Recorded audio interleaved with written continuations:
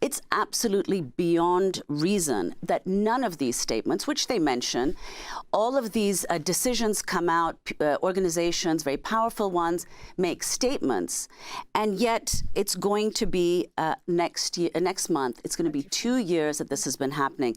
And as you mentioned, these international organizations were born in the wake of the worst genocide in history, or at least in modern history.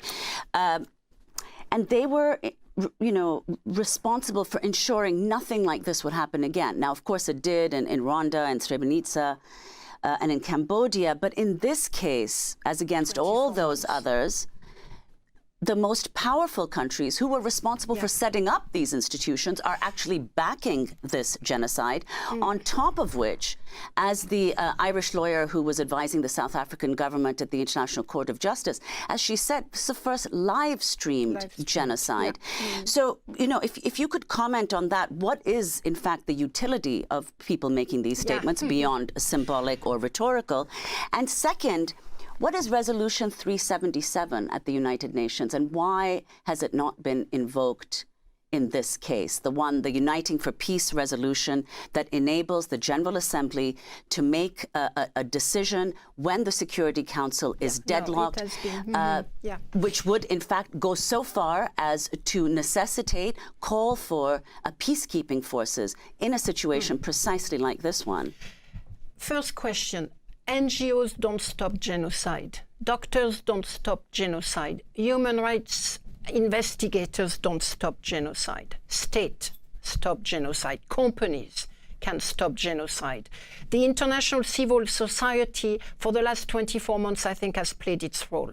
The last one being the Commission of Inquiry. The people of Gaza, the Palestinians human rights organization, have played their role. They denounce, we denounce, investigate, report, but we cannot stop the genocide.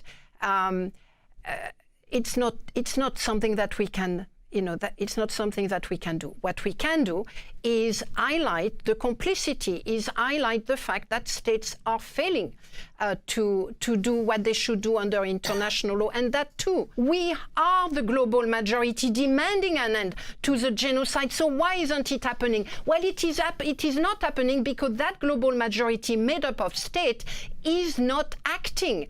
They know they should do, but are they prepared to do the right thing? Are they prepared to divest from Israelis' company? Are they prepared to sanction those that are feeding the genocide?